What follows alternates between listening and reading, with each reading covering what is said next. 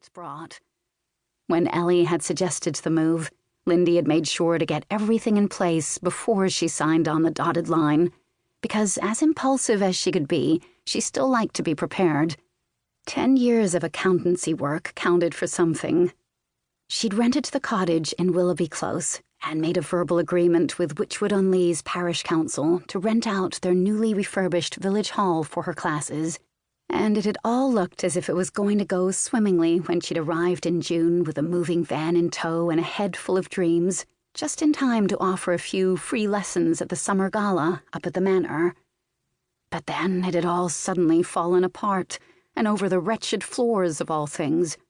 Someone on the parish council decided they didn't want people tapping their toes, or really digging in their heels on the village hall's gleaming new parquet floor, and the council had, sorrowfully but firmly, revoked their offer of hosting Lindy's classes. Lindy had done her best not to get down, even though it soon became apparent that there was no other suitable space in all of Wychwood, or any other nearby village, to host the dream she'd been cherishing. Take a twirl school of ballroom dancing. She'd had to cancel her already booked schedule of summer classes, including her Tiny Tots holiday week that she'd been especially looking forward to. She'd scrambled to look for a space, and in mid-August, Monica Dewberry had offered her the room over her pet shop and dog bakery, which was small but adequate and the only space she could find.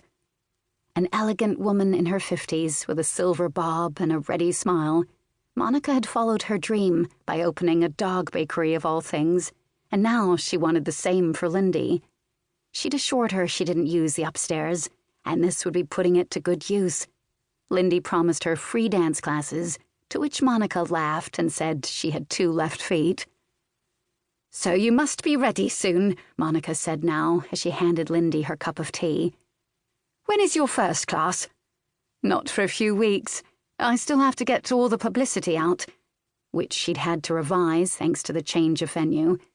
"And I'm still hoping to put up the wall of mirrors. Ava's husband, Jace, said he might be able to do it."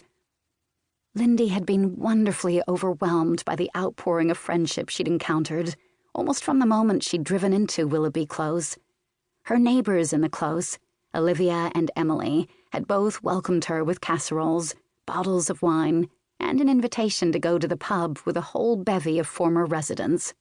"It'll have to be the 3 pennies, Emily had said with a wry little grimace, "unless you're willing to sit outside." "Emily's boyfriend Owen runs a pop-up pub," Olivia had chimed in. "Man with a van. It's brilliant." There had been so many people to meet and names to learn. Olivia's fiancé, Simon, was a music teacher at the primary school, and then there was Ava and Jace and their little boy, William, plus Alice and Henry up at the manor, and Harriet and her family in the village. And of course there was Ellie, living in Oxford with her husband, Oliver. Lindy had met Ellie when they'd got to chatting on the bus into Manchester, both commuting daily for work.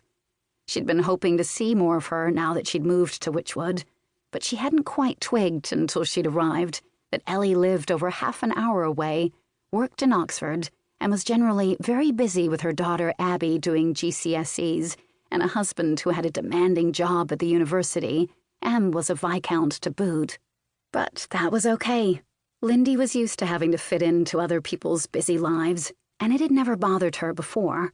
She wouldn't let it now, because although she'd made a lot of friends in the 2 months she'd been living at Willoughby Close, they were all friends with boyfriends or husbands, children or pets or both, and when it came to a Friday night or a Saturday afternoon, they tended to be rather busy. Which was fine, because Lindy was busy too, mostly. She certainly would be busy when she finally got her school up and running, or really, up and dancing. "I think it's brilliant you're doing this," Monica said. "Following your dream, no matter what. I love it." Lindy smiled her thanks. She knew more than one eyebrow had skeptically risen when she'd arrived in the village, planning to start a school for ballroom dancing.